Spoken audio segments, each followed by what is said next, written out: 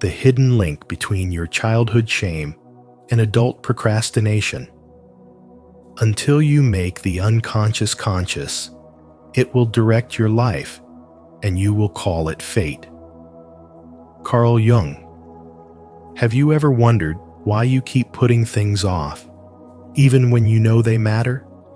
What if your procrastination isn't about laziness or poor time management, but a hidden echo of childhood shame that still shapes your choices today?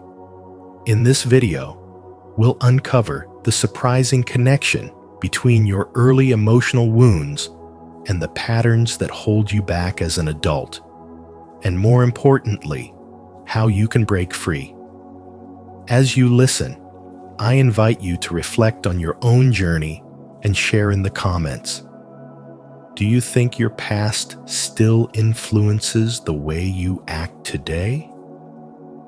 Let's explore this together and start transforming not just our habits, but our lives. 1.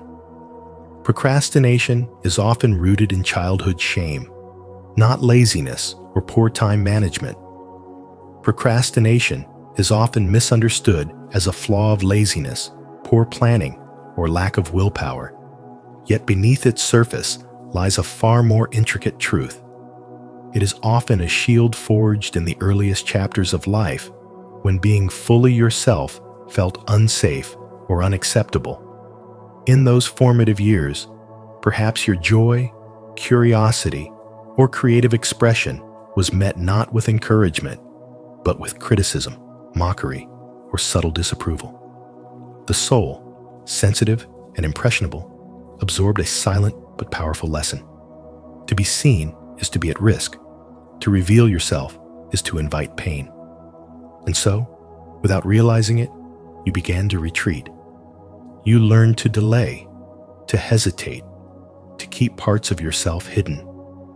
Procrastination became a quiet guardian, not against tasks themselves, but against the deeper fear of exposure. Carl Jung's concept of the shadow reveals how these hidden fears take root. The shadow is the collection of parts of ourselves we push into darkness because we believe they are dangerous or unworthy to show. Childhood shame plants these shadows early. Imagine a child who creates something vibrant and unique, only to be told, "That's wrong," or "Why can't you be more like someone else?" In that instant, the child's soul does not hear advice. It hears a verdict. Who I am is not good enough. This verdict lingers, weaving itself into the fabric of adulthood. Years later, every meaningful project, every deeply personal endeavor, feels like stepping into the same dangerous light. Starting is no longer about the work. It is about the risk of being truly seen. As an adult, the signs are subtle but persistent. You may hesitate to speak up in meetings, not from lack of ideas, but from a fear that your voice will be dismissed. You may delay pursuing dreams, telling yourself you are unprepared, when in truth, the soul remembers the sting of earlier rejection. The mind cloaks this in rational excuses. I'll do it later.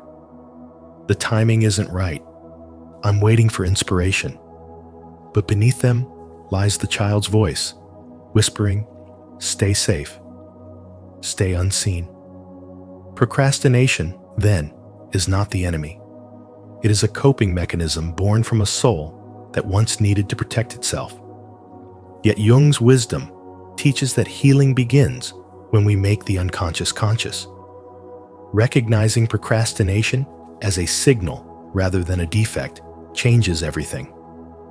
Instead of meeting it with shame, you can meet it with compassion. I see why I'm afraid to begin. I understand where this comes from. This awareness begins to loosen the grip of the old wound. You realize that you are no longer that powerless child. You are now the one who can create safety for yourself. And with each small step forward, you send a message to your soul. It is safe now to exist in fullness, to be visible, to act without apology. Every act of courage in the face of procrastination is an act of reclamation. It is the soul reclaiming its right to speak, to create, to live without shrinking.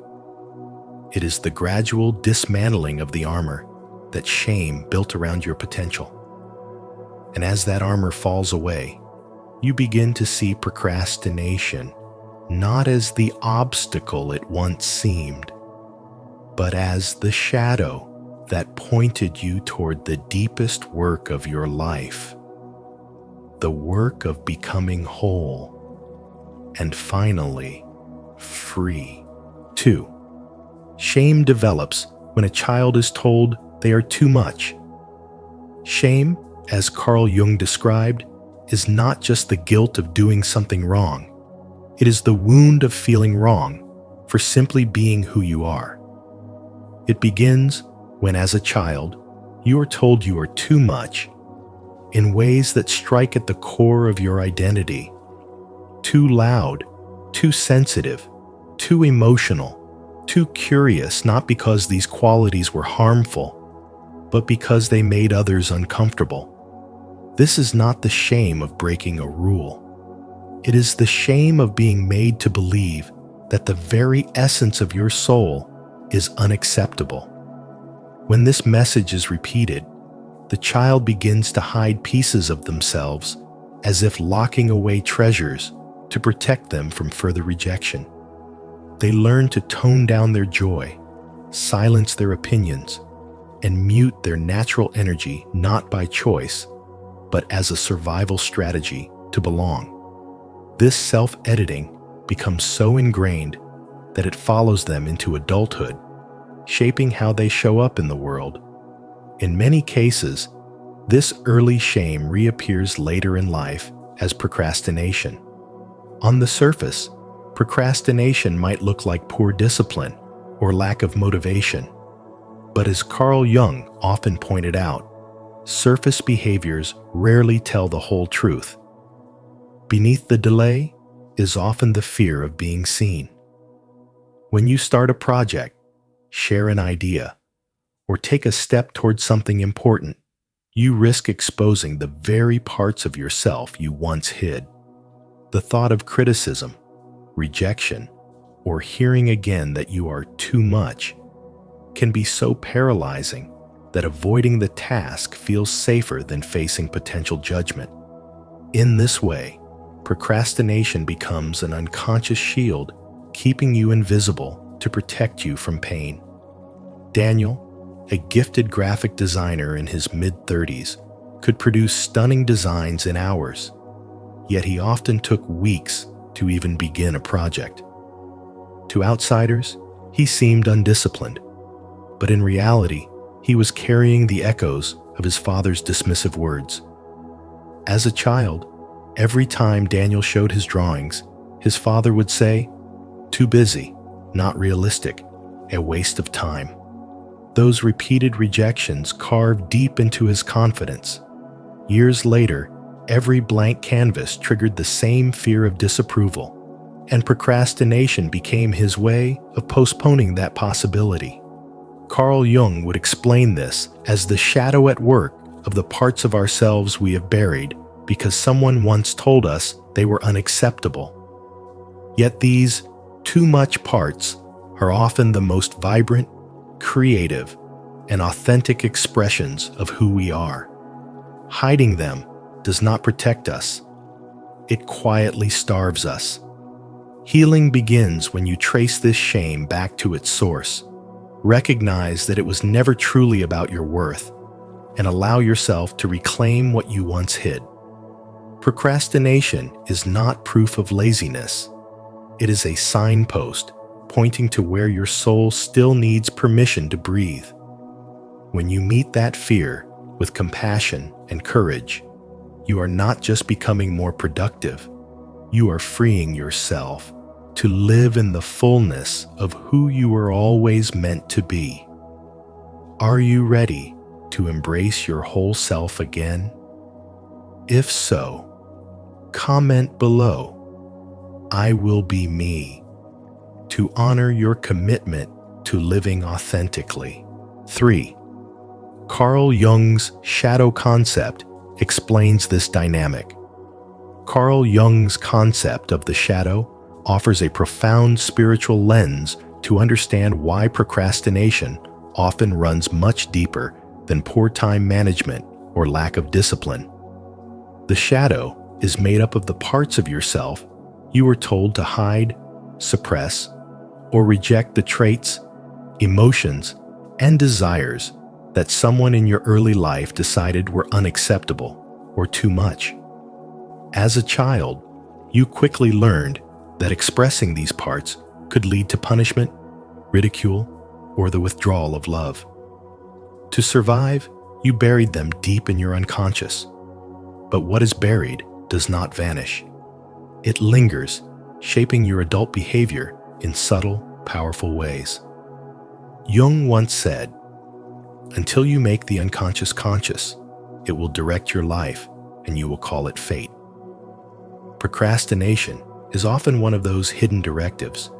It's the hesitation before starting, the endless self-editing, the quiet avoidance, all driven by an inner voice warning you that stepping forward might mean being judged or rejected, just like before. Every time you sit down to do something important and suddenly feel the urge to check your phone, clean your space, or wait for the perfect moment, it's not random. It's a survival pattern, born from a time when taking action felt dangerous. If you were shamed for making mistakes, for showing vulnerability, or for failing to meet high expectations, your nervous system learned to link visibility with pain.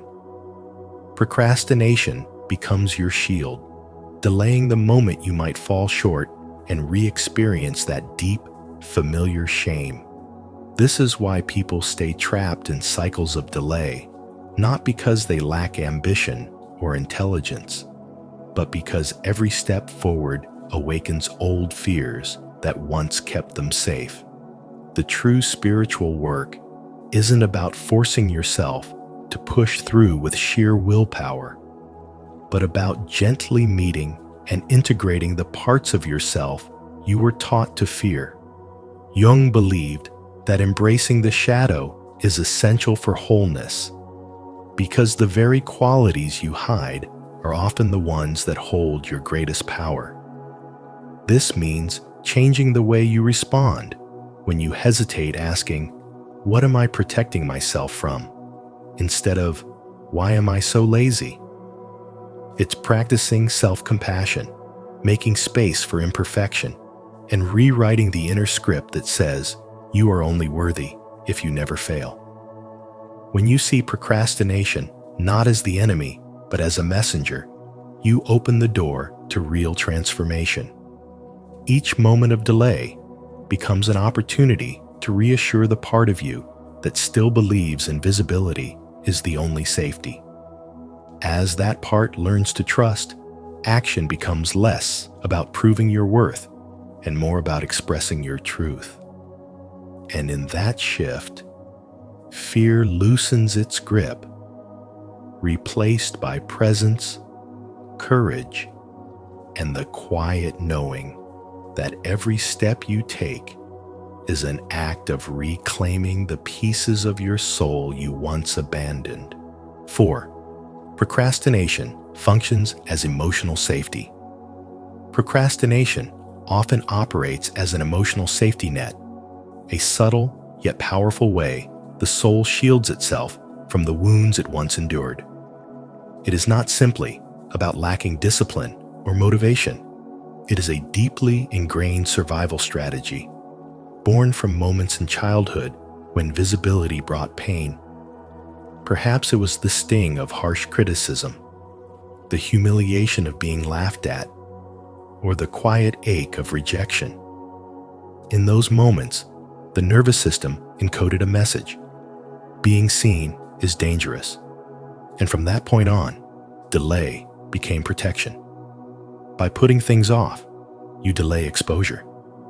By holding back, you avoid the judgment that once cut deep. Even success can feel threatening, because with recognition comes the fear of being torn down again, just as before.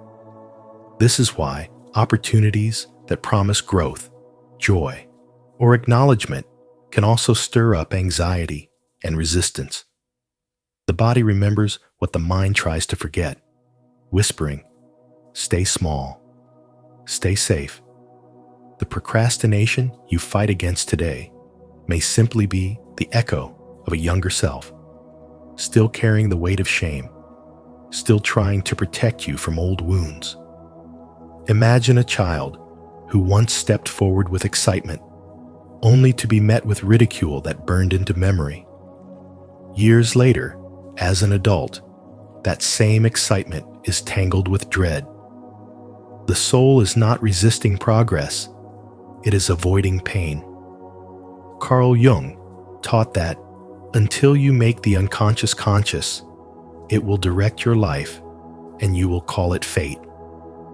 To break free from this cycle, you must turn toward the hidden part of yourself that learned to hide. Instead of attacking your procrastination as a weakness, meet it with compassion and curiosity. Ask yourself, what part of me feels unsafe to be seen? What am I protecting? Often, the answer will lead you back to that younger self, vulnerable, tender, and still longing for safety. In that moment, the work becomes spiritual as much as psychological. To stand beside that inner child, offering the reassurance and protection they never had, until the soul learns that the present is not the past. Healing this pattern requires small acts of courage, gentle steps into the light that reteach your nervous system that visibility is no longer dangerous. Share your ideas first with those you trust before revealing them to the world. Speak up in spaces where you feel supported before stepping onto bigger stages. Allow yourself to succeed in ways that feel gradual, not overwhelming.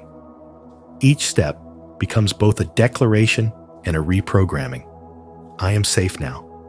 And as your soul accepts this truth, procrastination loses its grip, not because you forced yourself into action, but because you no longer need to hide. The delay that once served as armor transforms into momentum, and the shield you once carried becomes a doorway into freedom, growth, and a life fully lived. If this insight resonated with you, give it a like, subscribe for more, and share your thoughts in the comments. Let's keep uncovering the hidden roots of procrastination together. 5.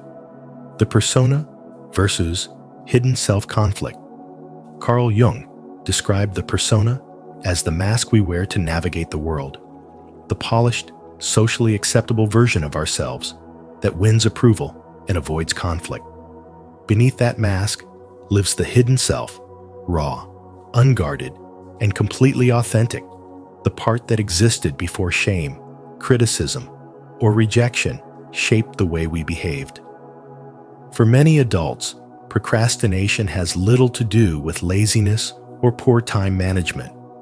It is often a quiet inner resistance that appears when a task calls for this hidden self to step forward. When what you are about to do requires more than skill, when it demands vulnerability, truth, and emotional exposure, the mask begins to feel fragile, and old memories of being shamed for your authenticity come rushing back. If, as a child, you learned that being your true self led to punishment, ridicule, or withdrawal of love, then any act of self-expression in adulthood can feel like walking into danger. Consider the coworker who stays silent in meetings despite having brilliant ideas, not because they lack insight, but because sharing those ideas would reveal their true thinking, and with it, the risk of judgment. Or the artist who keeps delaying the launch of their portfolio, telling themselves it's not ready, when the real fear is that their work will be rejected, and with it, their most vulnerable self. In modern life, these fears often hide behind polite excuses. I'm busy. I'll start next week. I work better under pressure. But beneath the surface, the conflict Jung spoke of is alive. The battle between the longing to be seen and the ingrained belief that visibility is unsafe. Procrastination, in this sense, is not about avoiding the task. It is about avoiding the emotional exposure the task demands. The nervous system remembers that authenticity once cost you something: safety, belonging, or love, and it tries to keep you in the persona's protected space. This is why some tasks you complete effortlessly, while others are endlessly postponed. It is not a question of ability. It is about whether the action will reveal your soul or allow you to keep hiding. The deeper, more personal, and more meaningful the work, the stronger the resistance, because finishing it would mean stepping beyond the mask's protection. Think of the entrepreneur who spends months perfecting a logo but never launches the business. They may be skilled in strategy and design, but pressing publish means saying to the world, "This is who I am," and risking hearing, "You're not enough." Here, procrastination becomes a shield against rejection. Jung's insight shows us that the way forward is not to fight procrastination with stricter discipline, but to bring the hidden self into safety, healing old shame, surrounding yourself with trust, and slowly allowing your real self to be seen without punishment. When the mask and the authentic self begin to align, action stops feeling like exposure and starts feeling like expression. As Carl Jung said, the privilege of a lifetime is to become who you truly are.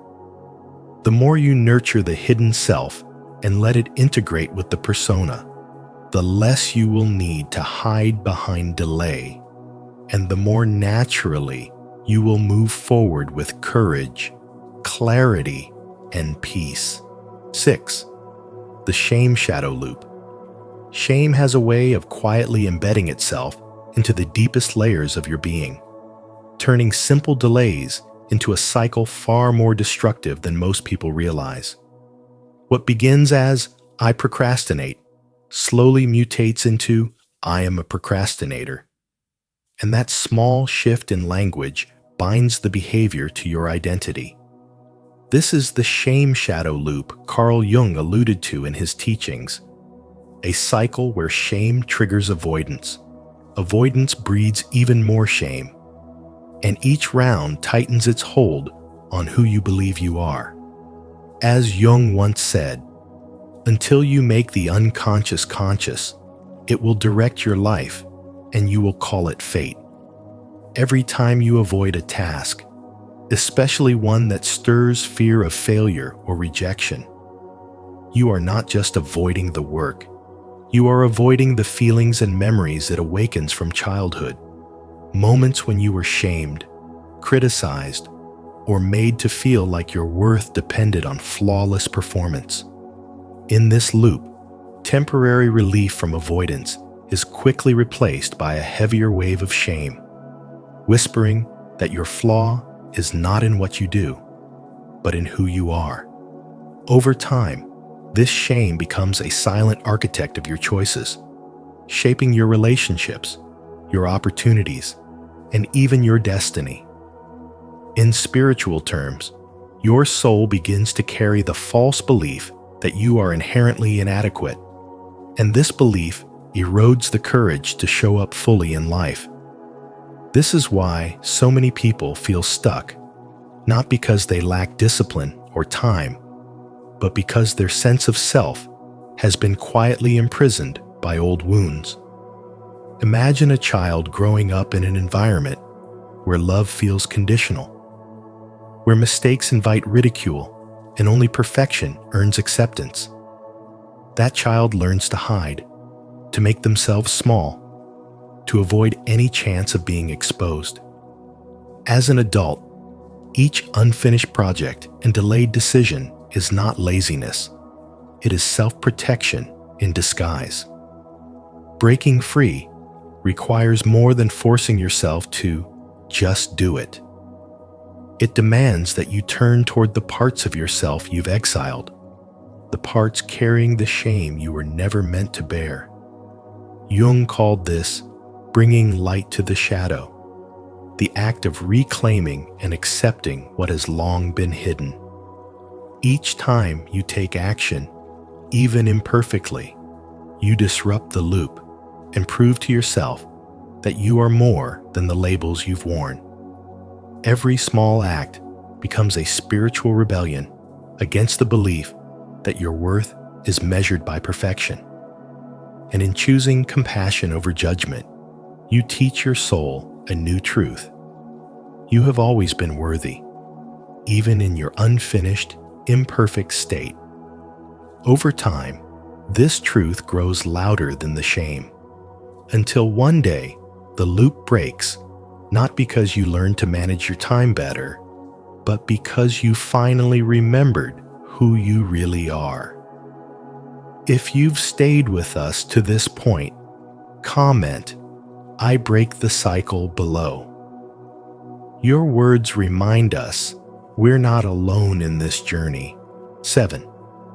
Awareness breaks the pattern. Awareness is not simply a tool. It is the quiet force that begins to dissolve the invisible chains that have bound your actions for decades. When you finally recognize that procrastination is not evidence of laziness, weakness, or a lack of discipline, but a deeply ingrained protective mechanism your soul crafted in childhood to shield itself from shame, you begin to see yourself through an entirely different lens.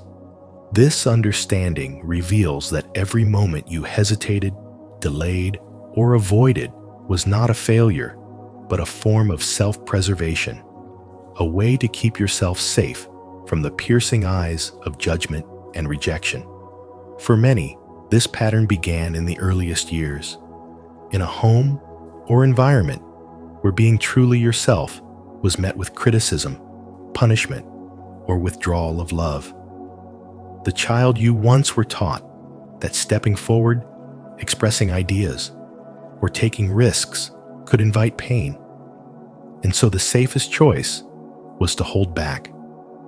This habit carried forward into adulthood, where every task you delay is not about poor time management, but about an old fear of exposure, a fear that completing something means putting your authentic self on display for others to evaluate. When you bring awareness to this hidden truth, you interrupt the automatic loop. Instead of blindly labeling yourself as lazy or undisciplined, you can meet that hesitation with curiosity, asking, "What is my soul protecting me from in this moment?" This single question transforms your inner dialogue from attack to compassion. You start to notice that the inner critic, the one who scolds you for not doing enough, is often an echo of a voice from your past, not your own true voice. With this realization, you can choose to replace that critic with an inner ally, one who understands that your delays were never about avoiding life, but about avoiding hurt. You begin to approach yourself as you would a dear friend, with patience, gentleness, and understanding. That self-compassion doesn't make you complacent. It frees you. When you no longer fight yourself, you no longer need the armor of procrastination. Action becomes less about bracing for impact and more about moving in harmony with your values and desires. Over time, this shift reshapes your entire relationship with productivity. You discover that the real work was never about forcing yourself to do more, but about creating safety for your soul to act without fear. You stop measuring your worth by how much you accomplish and start valuing the way you show up for yourself.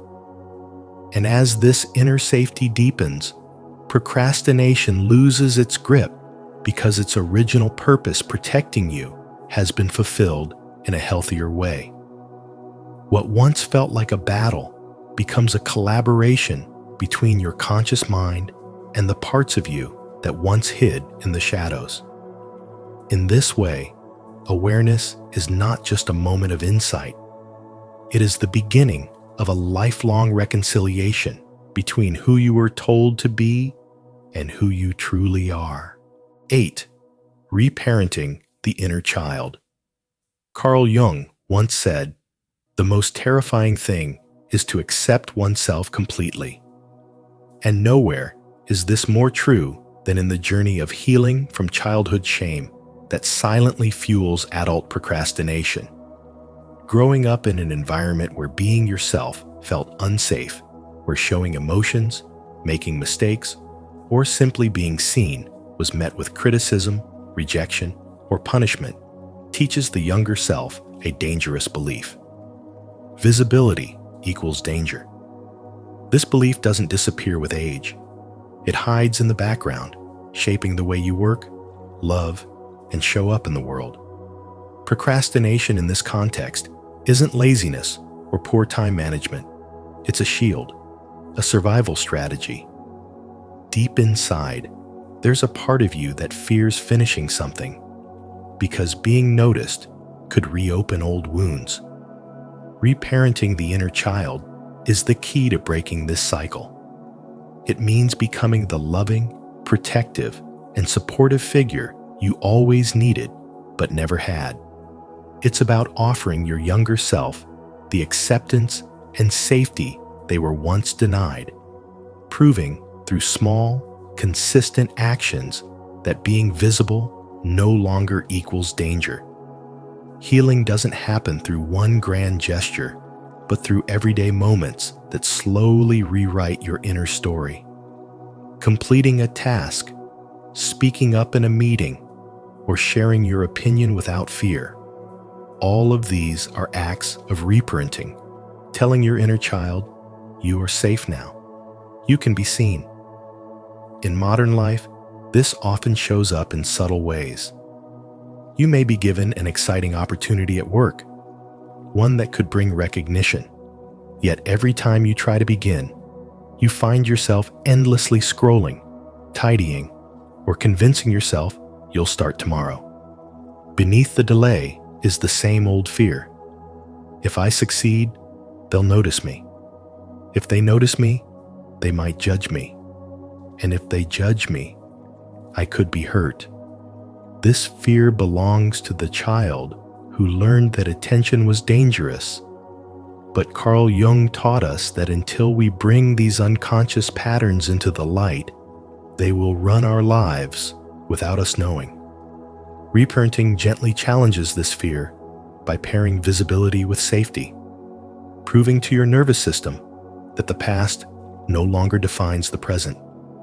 With time, every small act of courage builds trust within yourself. You stop waiting for permission to exist and start meeting the world as your whole self.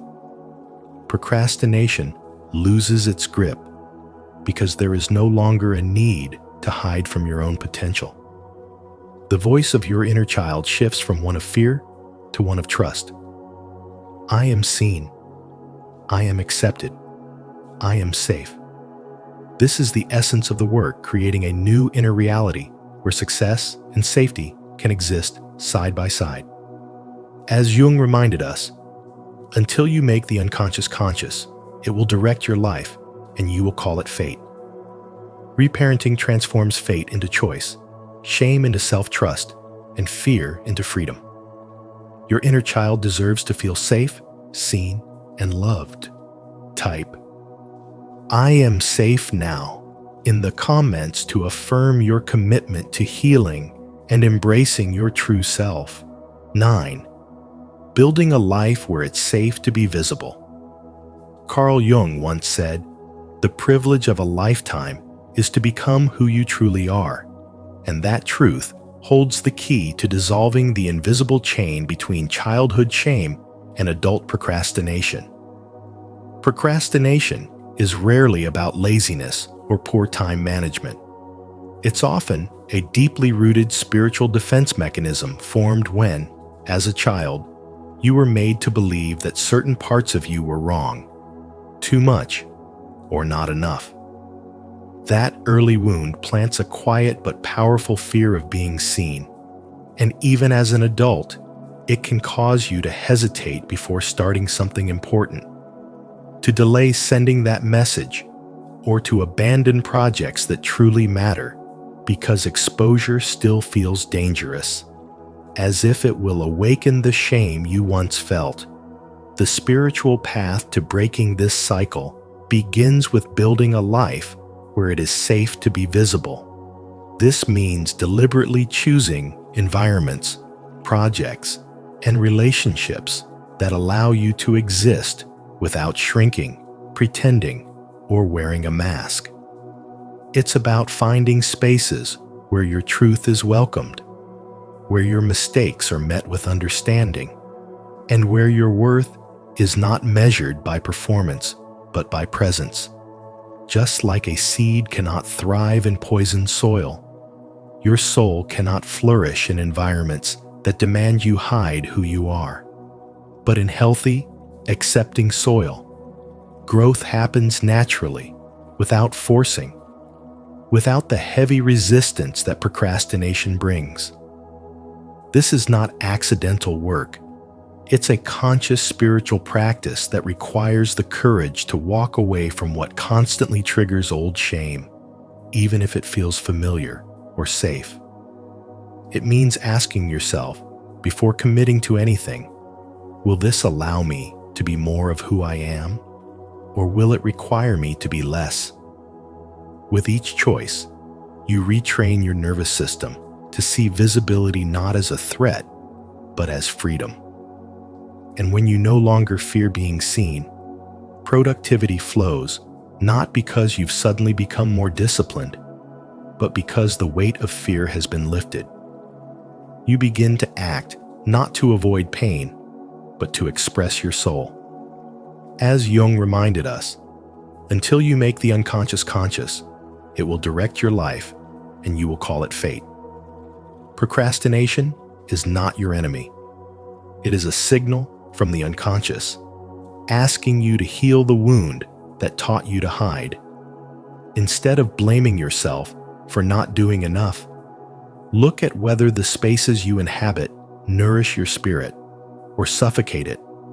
Notice the moments you hold back and see them not as failures, but as invitations to choose safety, authenticity, and connection. When your life is built on the foundation of being fully seen, procrastination no longer needs to protect you. You move forward naturally, not by forcing yourself to work harder, but because your soul feels free to stand in the light where action, expression, and truth flow as one. 10. The goal is not to crush procrastination, but to understand and outgrow it. Procrastination is not always the enemy to be conquered. Often, it is a quiet signal from the depths of the soul, pointing towards something unresolved or unhealed. If in childhood you were taught, whether through criticism, ridicule, or rejection, that showing your true self was unsafe, your nervous system learned to equate visibility with danger. The shame that formed in those early years was not about what you did, but about who you were told you could not be. Over time, that shame wrapped itself around your authentic self, like armor protecting you back then, but imprisoning you now. Carl Jung once wrote, "Until you make the unconscious conscious, it will direct your life and you will call it fate." This is the hidden mechanism behind procrastination. What looks like avoidance on the surface is often a soul's instinct to protect itself from an old wound, a fear of being exposed and judged again in the same way you once were as a child. When authenticity feels unsafe, the mind finds subtle ways to delay action, endless researching instead of beginning, polishing details to perfection instead of finishing, or staying busy with safe, low-stakes tasks so that you never have to risk failure, or, even more frightening, success. Forcing yourself to push through rarely works, because it's like trying to run while still chained. The weight is not in the task itself, but in the fear of what it represents. The real path forward is not to crush procrastination, but to outgrow it by creating an inner space where your true self feels safe to emerge. This means dismantling the old belief that your worth depends on perfection or pleasing others, and instead learning to stand in your light without flinching, to speak without rehearsing for approval, and to believe you are allowed to take up space exactly as you are. When the roots of shame are addressed, something shifts. Action stops feeling like a battle and starts flowing naturally, like water moving through an open stream. The fear of being seen fades, replaced by the warmth of knowing that visibility is not a threat, but a chance to live fully. In this state, productivity is no longer a fight for discipline. It becomes the organic expression of an authentic life. You no longer work to prove your worth. You create, speak, and move forward because it honors the truth of your soul. Procrastination dissolves not because you forced it away, but because you became someone it no longer needed to protect. If this message resonates with you, affirm your growth by commenting, "I choose authenticity over fear. My actions now flow with ease and purpose." And so, while we often see procrastination as a flaw in discipline or motivation, Carl Jung's insights remind us that it can be a quiet echo of wounds carried from childhood. The shame of being told we were never enough, of feeling unseen, or of hiding our true selves. Healing isn't just about learning better habits. It's about reclaiming the parts of your soul that were silenced and giving yourself permission to show up fully. If today's message resonated with you, remember, you have the power to rewrite the story. If you found value in this video, please like, share, and subscribe to Spiritual Wisdom. And don't forget to turn on the notification bell so you won't miss our upcoming videos. Your journey to self-awareness and transformation is just beginning. The rare aura only true empaths carry. Carl Jung once said, "Your visions will become clear only when you can look into your own heart." In today's journey on Spiritual Wisdom, we're exploring a hidden truth about the rare aura. Only true empaths carry an energy born not just from sensitivity, but from deep transformation. This is more than a gift. It's a soul's journey through pain, healing, and awakening. As you listen, think about how these insights could guide your own spiritual growth and happiness. Do you recognize these qualities within yourself or in someone you know? Share your thoughts in the comments, because your perspective might be exactly what someone else needs to hear today. 1. The rare empathic aura is born from wounds transformed into perception. True empathy is rarely born from a life of comfort. It is often forged in the quiet crucible of hardship, when the soul has been tested, wounded, and reshaped by pain. Many who carry this rare empathic aura were once children who learned to survive by listening not only to words, but to the invisible tremors beneath them. They developed an instinctive sensitivity, reading the emotional climate of a room before a single sentence was spoken, scanning for shifts in tone, expression, or energy that others would overlook. This heightened awareness was not a gift freely given. It was an adaptation, a survival mechanism, a way for the soul to protect itself in an unpredictable or unsafe world. Over time, what began as vigilance transformed into a profound ability to connect, to feel, and to understand. It became the intuitive perception that allows an empath to stand in the presence of another's pain and see it without turning away. This rare aura is not just an emotional skill. It is an energy the soul radiates, a frequency that others sense before a single word is exchanged. Carl Jung would have described it as the unconscious projecting itself outward, shaped by the intricate weave of past wounds, lessons, and healing. Those who encounter a true empath often feel an almost magnetic pull, a sense of safety that compels them to open up, to speak truths they have buried deep.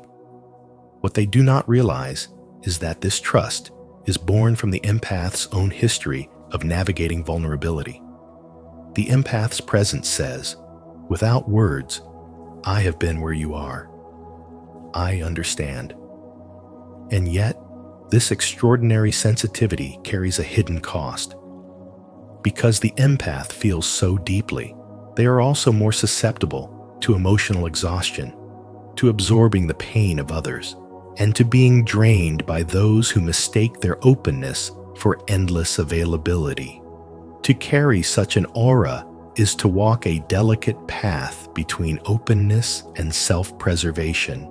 It means living with a heart that can stretch to hold the grief of others, yet learning to wrap that heart in invisible armor when necessary. It is to know that your soul's light is not accidental. It is hard-won, earned through nights of solitude where you pieced yourself back together without anyone noticing. Through years of being unseen, yet learning to see yourself clearly. Through battles fought in silence that no one applauded, but that changed you forever. This is the path of the wounded healer, a figure Jung often spoke of, whose own wounds become the source of their power to heal others. Like Chiron, the wise centaur of myth, who could mend the pain of all but his own, the empath must learn that self-care is not selfish. It is the wellspring from which their gift flows.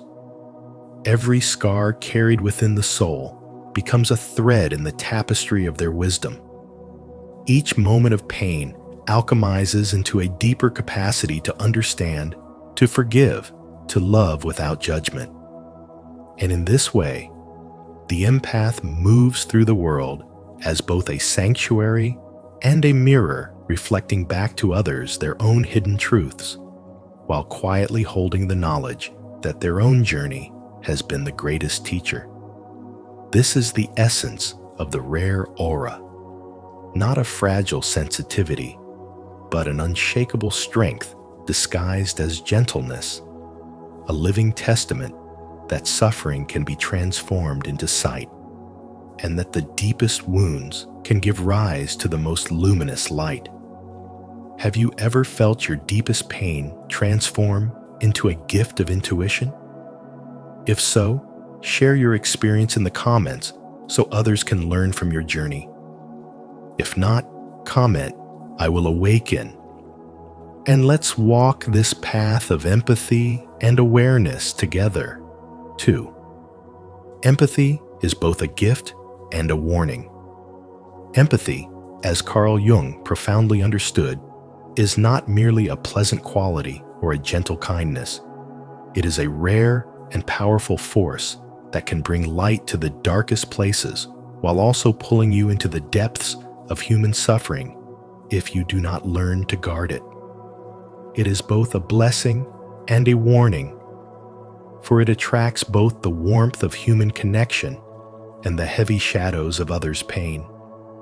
Those who carry this rare aura often find that people are drawn to them instinctively. Strangers feel safe sharing their secrets. Loved ones seek them out for comfort, and even in silence, they are felt as a calming, grounding presence. Yet beneath this gift lies a truth Jung called the wounded healer archetype. The deep sensitivity of the empath is often born from their own soul's pain, carved by life's trials into channels that allow them to perceive what others cannot. This heightened awareness is extraordinary, but without boundaries, it becomes a doorway through which the weight of the world can flood in, exhausting the body, clouding the mind, and erasing the self until the empath can no longer distinguish between their own emotions and those they have absorbed from others. In modern life, this truth plays out quietly yet powerfully. You might be the friend who always answers late-night calls, the coworker who notices when someone is silently struggling, or the partner who senses a shift in mood before a word is spoken. People come to you because they feel understood. Yet if you are not careful, the constant giving begins to drain your life force.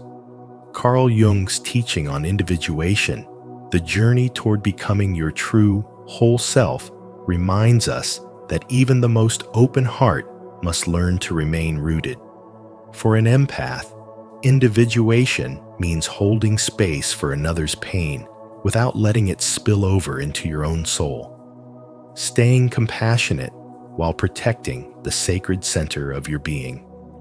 In today's connected world, where news feeds overflow with tragedy, injustice, and hidden cries for help, the empath's ability to feel deeply can turn into chronic emotional fatigue.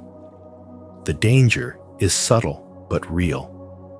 You may find yourself feeling responsible for suffering you did not cause, carrying burdens that were never yours to bear, and silently sacrificing your own well-being in the name of compassion. There was once a woman I knew, a nurse in an overcrowded urban hospital, whose patients loved her for her warmth and attentiveness. She remembered birthdays, stayed long after her shifts to comfort grieving families, and carried every story in her heart.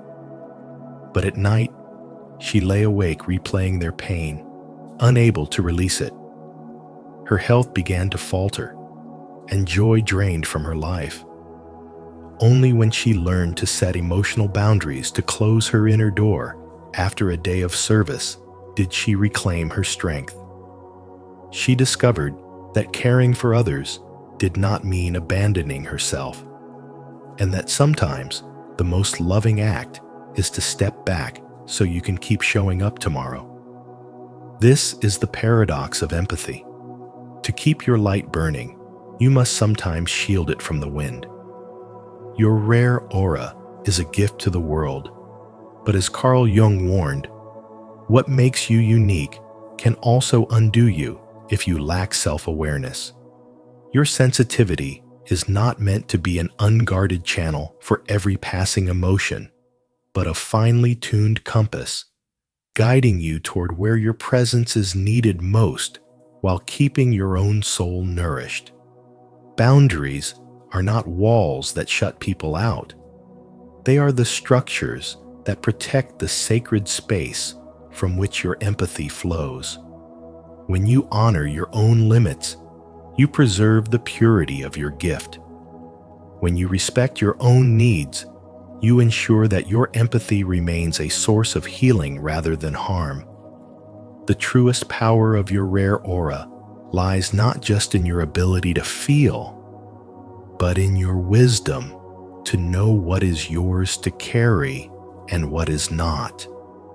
Comment below, "I protect my energy," to affirm your commitment to honoring your empathy while keeping healthy boundaries. 3. The conscious empath protects their energy. A conscious empath understands that their emotional and spiritual energy is sacred, and protecting it is not just a choice, but a necessity for living in alignment with their soul. Boundaries are not rigid walls meant to isolate, but living gates you control, opening to what nourishes you and closing to what drains you. Without them, the empath's deep well of compassion becomes a target for those who take without giving, leaving the empath exhausted, resentful, and disconnected from themselves. Carl Jung's wisdom echoes here. Until you make the unconscious conscious, it will direct your life and you will call it fate. This is why shadow work becomes a vital practice. It is the path to reclaiming the suppressed instincts that keep you whole, like self-preservation, discernment, and even the often misunderstood force of healthy anger.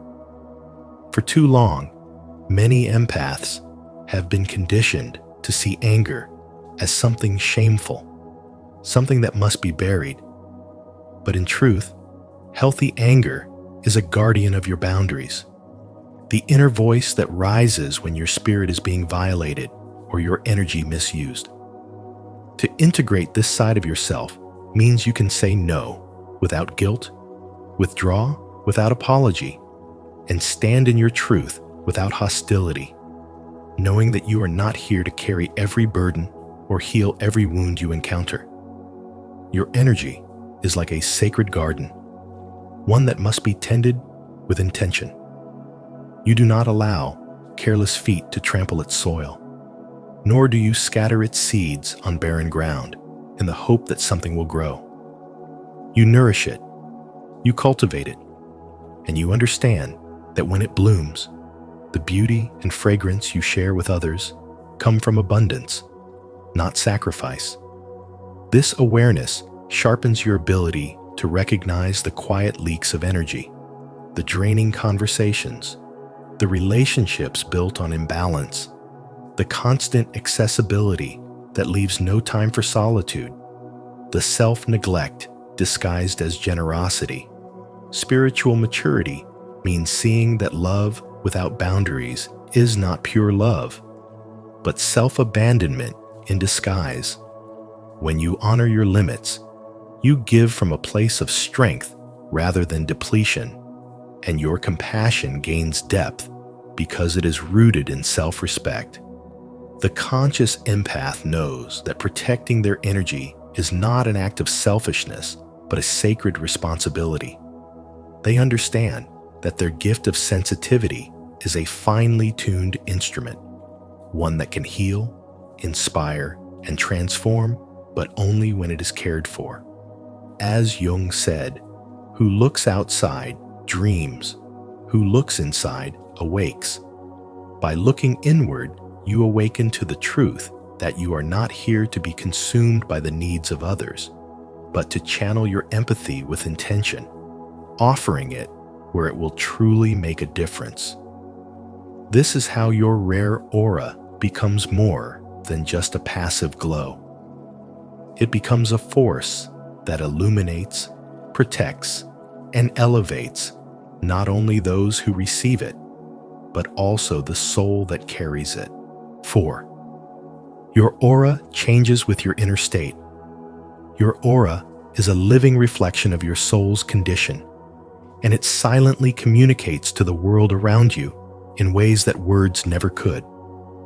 When your soul is grounded, integrated, and whole, your energy becomes steady, radiant, and magnetic, naturally drawing toward you people who are ready to heal, grow, and step into deeper truth. They are not attracted to you because of what you do, but because of who you are at the deepest level. A presence that feels like home, a sanctuary in a chaotic world. Carl Jung once said, "The meeting of two personalities is like the contact of two chemical substances. If there is any reaction, both are transformed. In this way, your wholeness becomes a silent catalyst for transformation, and others feel it without needing you to explain. But when your soul is fragmented, when parts of you remain wounded, unresolved, or disconnected from your own center, your aura will carry that fracture into every interaction. The once clear and grounded energy becomes scattered, like a mirror cracked into pieces, and instead of harmony, you may attract chaos, conflict, or projection. People who have not faced their own shadows may use you as a screen to project their pain, blame, or confusion, turning you into a character in their unresolved story. This is the double-edged truth of being an empath. You cannot hide the frequency you radiate, because your energy tells the truth your words cannot mask. The rare aura only true empaths carry is not merely a gift. It is the result of deep spiritual work, of walking through darkness and returning with light in your hands. It is shaped by self-awareness, shadow integration, and the slow, deliberate process of gathering the fragmented pieces of your soul that life's heartbreaks and betrayals have scattered. Each time you choose to come back to yourself instead of abandoning yourself. Each time you breathe into stillness instead of reacting in haste. Each time you remember your worth instead of seeking it outside. You polish the mirror of your aura so it reflects truth rather than distortion.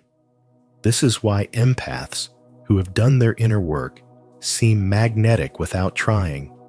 Their energy feels safe, their presence soothes, and their words carry weight because they are rooted in lived experience.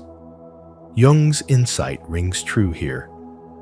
Until you make the unconscious conscious, it will direct your life, and you will call it fate. If you neglect your inner world, chaos will find you in the form of relationships, events, and patterns that mirror your own fragmentation. But when you honor your soul, tend to your wounds, and remain rooted in your truth, your aura becomes unshakable, a lighthouse that guides without chasing, a calm harbor in any storm. The rare aura of the true empath is, in the end, the visible proof of a soul that has embraced its shadows, claimed its light, and now radiates both in harmony, offering silent healing to those who are ready to receive it. If this message resonates with you, don't forget to like, subscribe, and share your reflections in the comments below. Let's keep uncovering the deeper truths of our energy together. 5. The true purpose is transformation, not self-sacrifice. Carl Jung once said, "Knowing your own darkness is the best method for dealing with the darknesses of other people." And this truth reaches into the very essence of what it means to be a true empath. The highest purpose of empathy has never been about losing yourself in someone else's suffering or carrying their burdens until you collapse under the weight. It is about transformation, the kind of deep inner shift where sensitivity matures into wisdom, discernment, and the ability to hold space for another person's pain without becoming consumed by it. There is a quiet power in being able to sit with someone in their struggle without letting it seep into your bones, in being able to witness their storm without being swept away. Too often, people equate love with self-sacrifice, thinking that to prove they care, they must give endlessly, fix endlessly, and absorb endlessly. But over time, this erodes the soul and leaves even the most compassionate heart running on empty. I once knew a woman whose generosity knew no bounds. She answered late-night calls, gave money she could not spare, rearranged her life to solve others' crises, and never once paused to ask herself if she had anything left to give. For years, she believed this was what it meant to love. But slowly, she began to notice the signs. Her health faltered, her joy dimmed, her spark faded. The very light that had drawn people to her began to disappear. Only when she learned to set boundaries, not as walls to shut people out, but as sacred lines to protect her own soul, did her empathy transform into something more powerful. She discovered she could still care deeply, still be present in the darkest moments, but she no longer absorbed chaos like a sponge. She became a steady anchor in the storm, rather than a fellow passenger on a sinking ship. This is the essence of Carl Jung's deeper truth. The rare aura of a true empath is not defined by how much pain they can hold, but by the ability to remain rooted, present, and whole while walking alongside another's suffering. In a world that glorifies constant availability, hustle, and the idea that saying yes to everyone is a virtue, it is revolutionary to choose discernment over depletion. Social media tells us to always be there and never say no.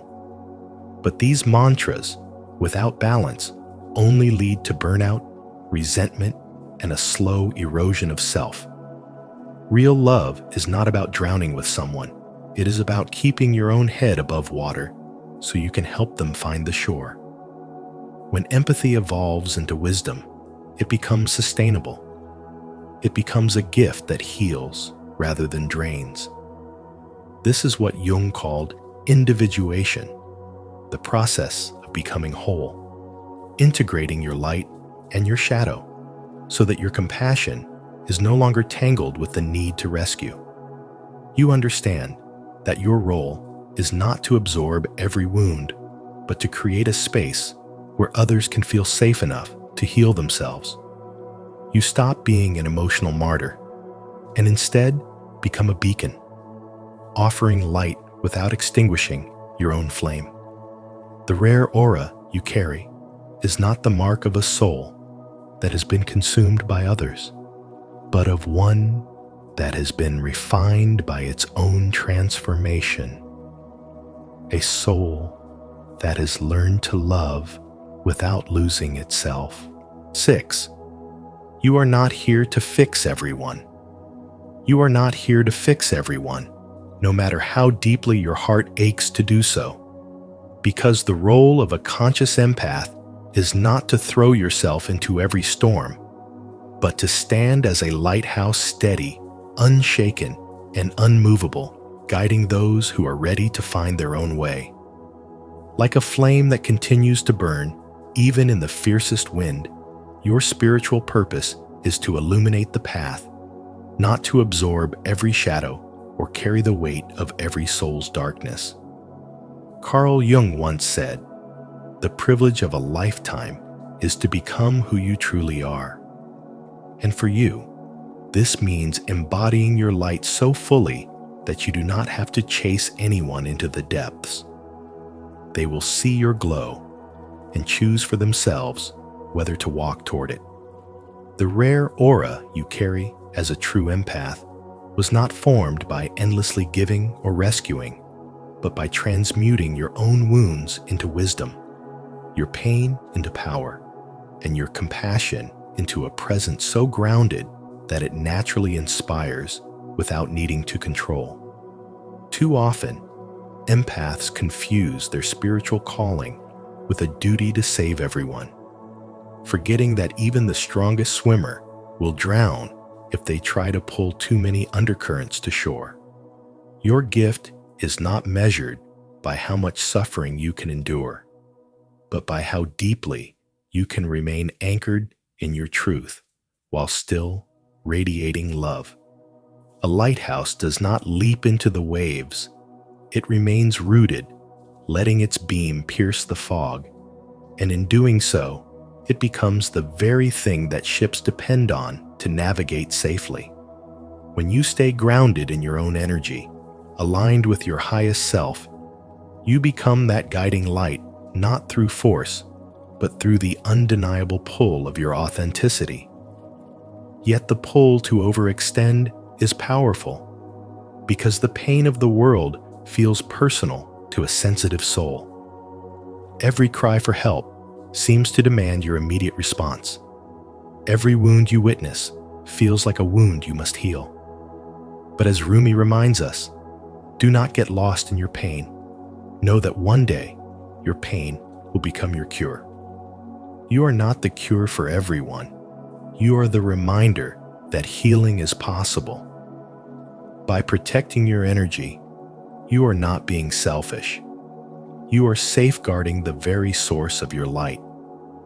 Spiritual strength grows not from draining yourself for others, but from cultivating an inner reservoir so deep that your light cannot be dimmed. Like the sun, you do not need to apologize for setting when it is time to rest, nor do you need to explain why you cannot stand in the storm for someone unwilling to swim. Boundaries are not walls.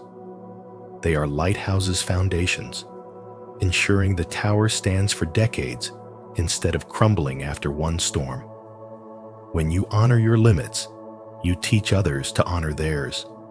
You show that true love is not rescuing someone from their path, but respecting their right to walk it.